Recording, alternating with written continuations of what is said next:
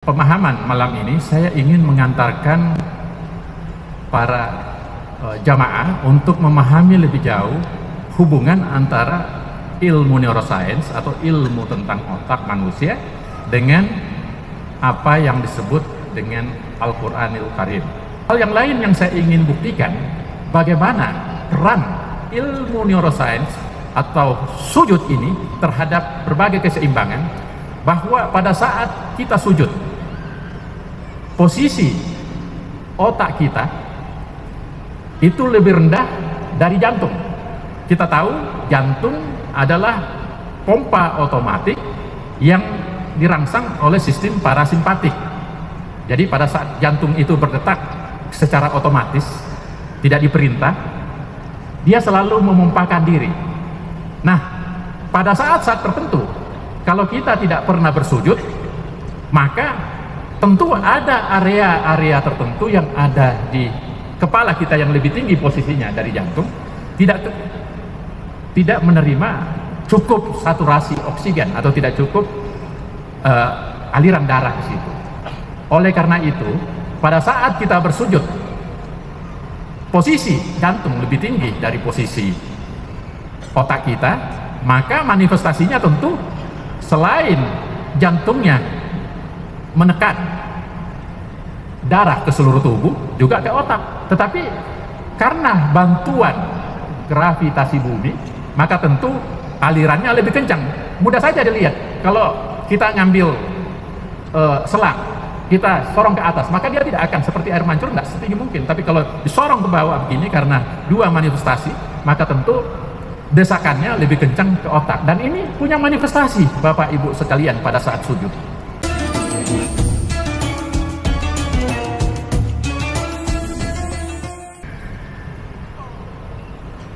Bismillahirrahmanirrahim. Assalamualaikum warahmatullahi wabarakatuh. Alhamdulillahi rabbil alamin, wassalatu wassalamu ala asrafil anbiya'i wal mursalin wa ala alihi wa ajma'in, amma ba'du. Alhamdulillah, masiril muslimin yang berbahagia, pada malam hari ini kita sama-sama telah melaksanakan salat Isya, dan insya Allah sebentar akan melanjutkan dengan salat tarawih. Izinkanlah sebelum itu saya ingin menyampaikan beberapa hal-hal yang semoga bisa bermanfaat bagi menambah keimanan kita. A'udzubillahi minasyaitonirrajim. Bismillahirrahmanirrahim. Qala Allahu ta'ala fil Qur'anil Hakim, ya ayyuhallazina amanu kutiba alaikumussyam kama kutiba alal ladzina min qablikum la'allakum tattaqun. Tentu Allah di surat Al-Baqarah ayat 31 menjelaskan bahwa kita diminta untuk beribadah. Salah satu ibadah yang sangat penting yaitu ibadah bulan suci Ramadan, yaitu berpuasa, di mana pada saat kita berpuasa ini bukan hanya menjadi umat Rasulullah Muhammad SAW, tetapi juga umat-umat sebelumnya. Kemudian juga kita pahamin bahwa di surat At-Taha ayat 14 Allah berfirman, ana fa'budi wa aqimis sholata lisikri, sembahlah aku, kata Allah, dan tegakkanlah salat untuk mengingatku. Tentu kita sama-sama pahamin bahwa salah satu rukun Islam yaitu melaksanakan sholat, dan konteks sholat ini sebetulnya merupakan hal yang sangat penting karena merupakan kebutuhan manusia, kebutuhan umat. kebutuhan seluruh insan yang ada di muka bumi ini. Kenapa menjadi kebutuhan? Karena pada prinsipnya fitrah kita adalah makhluk. Sebagai makhluk ciptaan Allah Subhanahu wa Ta'ala, selalu terpatri dalam basic insting kita atau prinsip dasar kemanusiaan kita untuk selalu mengabdi kepada Sang Pencipta atau Al-Khaliq. Oleh karena itu di surat Al-Baqarah ayat 30 Allah berkata, wa iskala rabbuka lil malaikati inni ja'ilun fil ardi khalifah. Allah berfirman di dalam Al-Quran menjelaskan, dan ingatlah ketika Allah ingin menjadikan khalifah di muka bumi ini, dan khalifah di permukaan bumi yang akan diciptakan itu yang namanya manusia. Kenapa diciptakan kepada manusia? Karena manusia punya keunikan, manusia punya kelebihan, manusia punya keunggulan dibanding makhluk-makhluk lainnya. Kalau kita merujuk kepada baik itu hadis maupun Al-Quran, secara tegas Allah mengatakan bahwa makhluk yang namanya manusia itu punya keunggulan. Keunggulannya terletak pada hal yang sangat prinsip yang kita sebut dengan al-aqli atau akal budi. Dan kalau kita berbicara tentang akal, tentu kita paham betul letaknya di dalam tempurung kepala kita. Dalam tempurung kepala kita itu sangat berbeda apa yang kita sebut berbagai jenis makhluk-makhluk hidup yang ada di muka bumi ini. Taruhlah kalau kita berbicara tentang binatang tentu memiliki juga yang disebut otak, memiliki sebuah zat yang ada dalam tubuhnya, tapi kemampuannya berbeda dengan kemampuan otak manusia. Oleh karena itu, dalam pemahaman malam ini saya ingin mengantarkan para jamaah untuk memahami lebih jauh hubungan antara ilmu neuroscience atau ilmu tentang otak manusia dengan apa yang disebut dengan Al-Quranil Karim. Nah,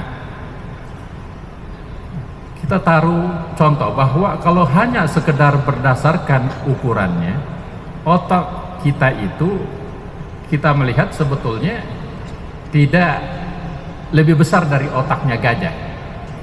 Tetapi kemampuan kita punya hal yang spesifik yang saya sebutkan sebagai seorang peneliti neuroscience atau peneliti tentang otak. Jumlah sel-sel yang ada di dalam otak kita itu, Bapak Ibu hadirin sekalian, jumlahnya 10 pangkat 12 lebih. Artinya ratusan miliar jumlahnya. Dan dari jumlah ini mau dikatakan berarti kalau kita bandingin dengan jumlah penduduk dunia yang hanya sekitar 8 miliar, itu jauh di atas jumlah penduduk bumi ini. Bisa kita sebut sampai dengan 112 kali lebih banyak. Itu sel-sel di dalam otak kita. Tetapi ada hal yang unik dari otak ini sendiri, yaitu kemampuannya. Di dalam otak ini memiliki 3 hal yang sangat penting. Yang pertama yang kita sebut dengan sinaptik itu sendiri. Sinaptik adalah artinya hubungan antara satu sel saraf dengan saraf yang lainnya. Itu jumlahnya minimal 10.000. Jadi kalau 10.000 dikali ratusan miliar, jumlahnya tentu adalah ribuan triliun koneksi. Nah, kelebihan inilah yang kita sebutkan kenapa kita menjadi sangat spesifik. Oleh karena itu kita menjadi khalifah di muka bumi. Sebagai khalifah kita memiliki kebudayaan, kita mampu menghasilkan karya, bukan hanya karya seni tetapi juga karya-karya yang monumental, bahkan apa yang belum dipikirkan sebelumnya. Sekarang ini kita bisa saksikan manusia sudah bisa terbang, bahkan bisa menembus antariksa, jagat raya yang luasnya luar biasa. Kemudian pengetahuan kita mampu mengantarkan manusia kepada hal-hal yang belum diketahui sebelumnya. Nah, namun kelebihan ini sebagai khalifah tentu ada tanggung jawab kita. Sebagai khalifah yang punya kelebihan, khalifah yang punya keluar biasaan, tentu ini bisa menimbulkan rasa keangkuhan, rasa sombong, rasa serba bisa dan segalanya. Oleh karena itu kalau kita melihat sejarah umat manusia, sangat banyak para pemimpin-pemimpin yang raja-raja sebelum kita yang bahkan memproklamasikan dirinya sebagai Tuhan. Taruhlah misalnya Fir'aun. Itu karena manifestasi daripada keangkuhan yang dimiliki, karena dia punya yang makhluk yang namanya manusia itu selain mulia, dia juga punya kemampuan berkuasa, kemampuan mengambil keputusan, kemampuan berbagai macam hal. Dalam konteks itulah saya ingin mengantarkan hubungan antara kehebatan yang namanya manusia yang memiliki keunggulan otak yang luar biasa dengan hubungannya bagaimana kita menjadi tawaddu, merasa yakin atas kebesaran Allah. Jangan memproklamasikan dirinya kita sebagai apa yang disebut dengan Tuhan, karena kita bukan Tuhan. Sehebat-hebat manusia punya keterbatasan, sehebat-hebat manusia ada masa hidupnya, ada masanya untuk meninggal, dan ada masanya dia jaya, ada masanya terwujud. Oleh karena itu sangat benar apa yang dikatakan Allah dalam Al-Quran bahwa ana fa'budinya wa aqimis sholata li zikrillah. Untuk menjadikan keseimbangan jiwa itu, maka kita harus menyembah Allah. Dan oleh karena itu sembahlah Allah dan tegakkanlah salat untuk mengingatku. Jadi dengan kita selalu salat, kita beribadah, keunggulan kehebatan yang dimiliki oleh kemampuan manusia yang disebut dengan kapasitas kemampuan otaknya yang sudah disahkan sebagai khalifah, yang menyahkan kita, yang mengangkat kita sebagai khalifah adalah Al-Khaliq, Allah Subhanahu wa Ta'ala, Allah yang menciptakan kita. Tetapi kita harus tahu diri, kita bukan Al-Khaliq, artinya kita bukan pemilik, kita bukan pencipta, kita hanya sebagai wakil Allah di permukaan bumi ini untuk menjalankan perintah-perintah Allah Subhanahu wa Ta'ala. Oleh karena itu kalau kita melihat aspek ibadah tadi, maka ada sebuah gerakan yang sangat-sangat fundamental dan sangat penting yang kita sebut dengan sujud. Tentu kita tahu bahwa salah satu rukun yang paling penting pada saat kita menjalankan ibadah sholat adalah sujud. Oleh karena itu Allah berfirman di surat Al-Alaq ayat 19, wasjud waqtarib, dan sujudlah serta dekatkanlah dirimu pada Allah, dalam konteks bahwa tempat terdekat kita pada saat kita mendekatkan diri pada Al-Khaliq, pada Allah Subhanahu wa Ta'ala adalah pada saat kita sujud. Oleh karena itu, apa sih keunggulan sujud ini?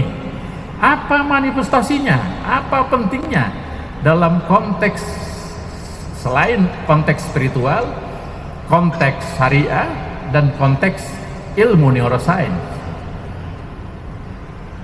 Rasulullah lewat hadis riwayat Muslim bersabda, seorang hamba paling dekat dengan Rabb-nya adalah pada saat sedang bersujud. Tentu instrumen ini sangat penting. Tentu sujud ini merupakan hal yang sangat-sangat spesial. Sebagai hamba Allah, kita datang ke sini melakukan ibadah sholat, baik itu sholat wajib maupun sholat sunnah. Ada hal yang paling atau intinya pada saat kita melakukan ibadah tersebut adalah pada saat sujud. Nah, saya ingin mengantarkan bagaimana pemahaman konteks ilmu neuroscience atau ilmu yang mempelajari tentang otak manusia, hubungannya dengan sujud. Tentu ini hal yang luar biasa para jamaah yang kami hormati.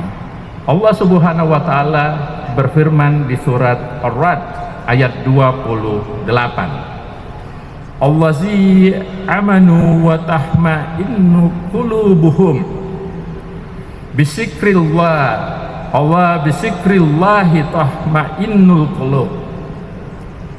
Allah menjelaskan di dalam Al-Quran, orang-orang yang beriman dan hati mereka menjadi tentram dengan mengingat Allah. Ingatlah bahwa hanya dengan mengingat Allah hati akan selalu tentram. Saya ingin membahasnya dulu dalam konteks hubungan ketentraman dengan apa yang kita sebut dengan ilmu tentang neuroscience ini.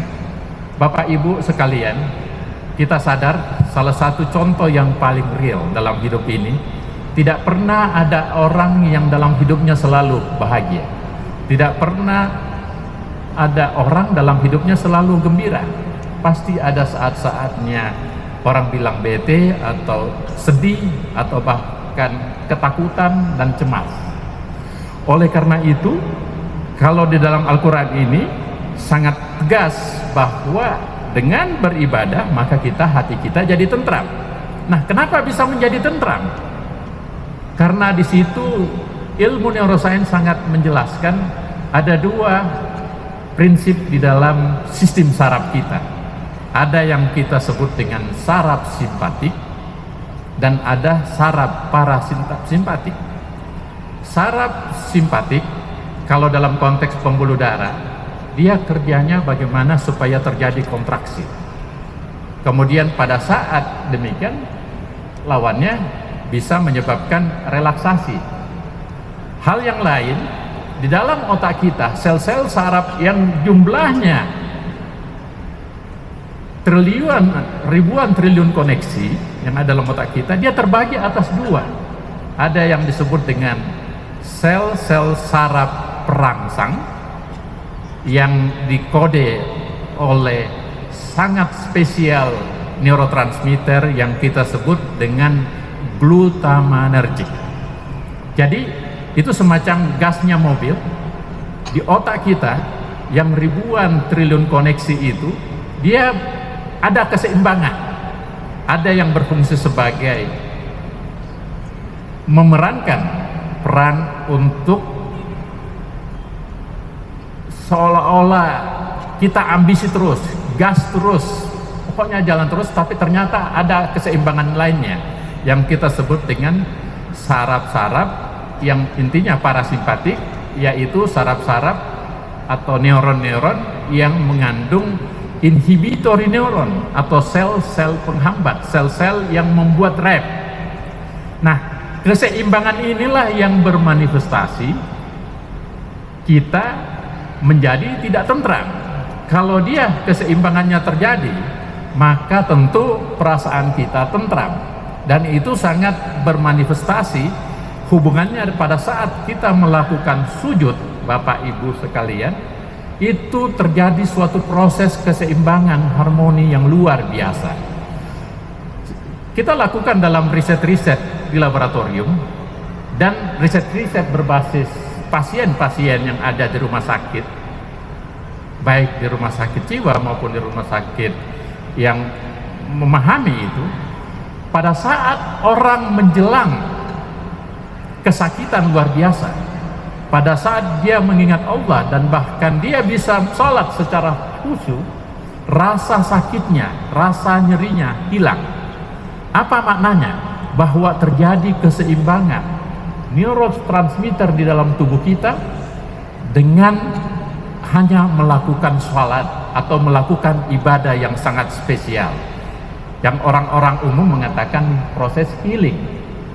Ini terbukti bukan hanya dalam konteks keseimbangan psikologi tadi, tapi juga dalam konteks kalau kita melakukan riset-riset berbasis laboratorium.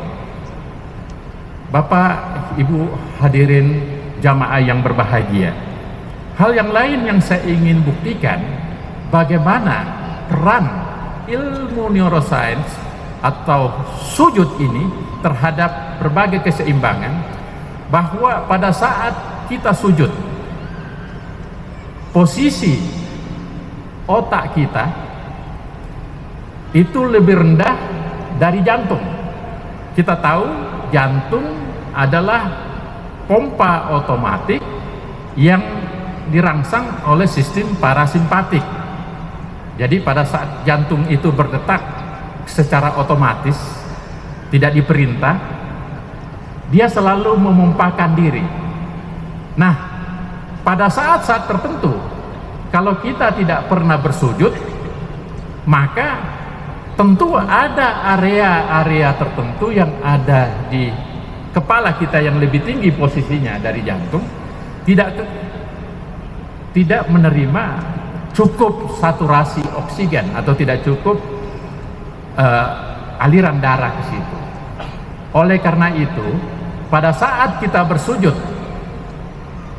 posisi jantung lebih tinggi dari posisi otak kita, maka manifestasinya tentu selain jantungnya menekan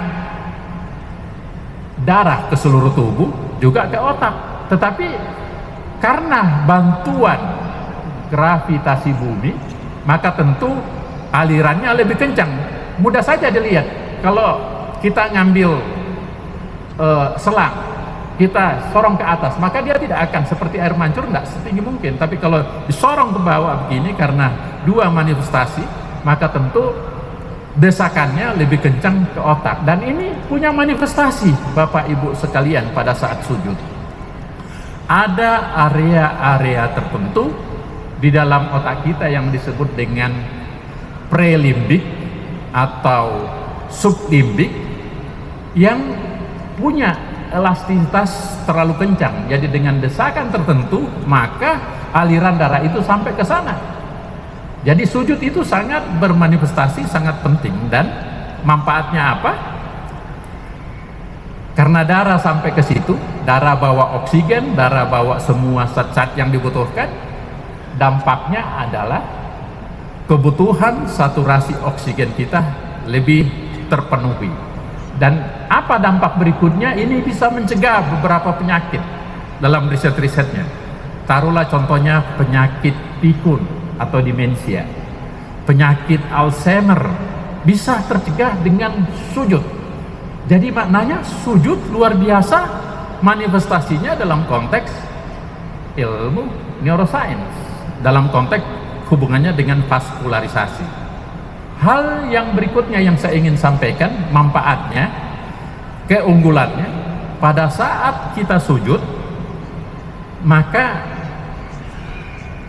kita berbicara tadi bahwa sistem saraf kita yang jumlahnya sangat banyak tadi, yang menentukan perasaan, pemikiran kita dan sebagainya, tentu akan bermanifestasi hal yang lebih spesifik lagi.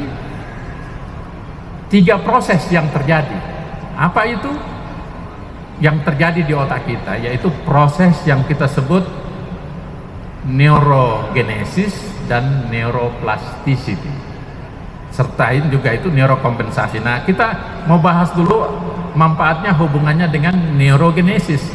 Pada saat kita berpuasa dan kita juga rajin menjalankan sholat, pada saat ibadah puasa tentu sujud kita lebih banyak, dan itu ternyata bisa merangsang sel-sel otak yang banyak itu tadi mati, kemudian berganti menjadi sel-sel baru yang lebih baik. Kan begitu. Jadi ada proses perbaharuan sel-sel di otak. Berikutnya tentu punya manfaat lain. Jaringan koneksinya lebih fresh, yang disebut neuroplasticity sinaptik, dan yang ketiga adalah neurokompensasi. Jadi dengan konteks seperti itulah maka besar sekali peran manfaat kita pada saat sujud, Bapak Ibu sekalian. Bisa memperbaiki otak kita dan otak kita bisa semakin sehat. Kemudian ada hal yang lain lagi dalam konteks seperti itu.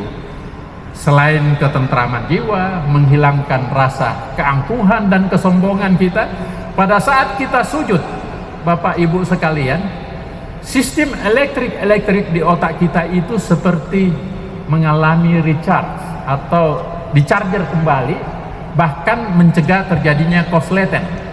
Ingat gak, ini gedung kita sangat tinggi, ada groundnya kan? Ada ground yang mencegah apa? Supaya kilat tidak menyambar puncaknya masjid ini. Nah, seperti itu juga lah dalam konteks koneksi di otak kita. Pada saat kita sujud, itu semacam selain menghilangkan rasa kesombongan, keangkuhan dan sebagainya, ternyata ada manifestasi elektromagnetiknya, yaitu menjadi manifestasi yang sangat spesifik dan sangat spesial, mencegah terjadinya korslet di dalam otak kita. Apa itu korslet? Ya error. Kalau error apa? Macam-macam. Stres. Setelah stres apa? Ya macam-macam, bisa jadi sakit kan? Bisa tidak ada sebabnya tiba-tiba marah-marah. Dan itu sangat berbahaya. Jadi itu manifestasi secara ilmiah kenapa pentingnya kita melakukan sujud. Dan sujud ini ternyata sangat diperkuat oleh Al-Quran. Oleh karena itu maka baik secara ilmiah, secara spiritual maupun secara kesehatan, setelah terbukti sujud memiliki manfaat manifestasi yang sangat penting bagi kehidupan kita. Oleh karena itu kuncinya kalau mau sehat, mau tidak error, perbanyaklah sujud. Apalagi dibarengi dengan puasa. Luar biasa berkah Ramadan ini. Jadi harapan kami mudah-mudahan apa yang saya sampaikan ini bisa bermanfaat, menambah iman dan menambah semangat untuk beribadah, khususnya melaksanakan sujud. Akhirnya saya ingin mau sampaikan ayat yang kami sadur dari Al-Quran, yaitu qad afahal mu'minun allazina hum fi sholatin khusyu'. Sungguh beruntunglah orang-orang mukmin, yaitu orang-orang yang khusyuk dalam salatnya. Surat Al-Mu'minin ayat 1 dan 2. Jadi dengan demikian, kalau kita sudah sehat, kita semuanya bisa menjadi hamba Allah yang mukminin, hamba Allah yang khusyuk dalam salatnya, sehingga insya Allah keberkahan Allah Subhanahu wa Ta'ala akan tercapai. Semoga pada saat bulan Ramadan ini mari memperbanyak sujud, mari memperbanyak ibadah, mari memperbanyak ibadah-ibadah, baik puasa, charity atau zakat, dan tentu adalah ibadah sujud atau ibadah sholat sangat-sangat penting. Semoga apa yang saya sampaikan ini bisa bermakna, bisa berbahagia. Di bulan Ramadan ini memberi berkah yang sangat besar. Demikian, billahi taufik wal hidayah. Wassalamualaikum warahmatullahi wabarakatuh.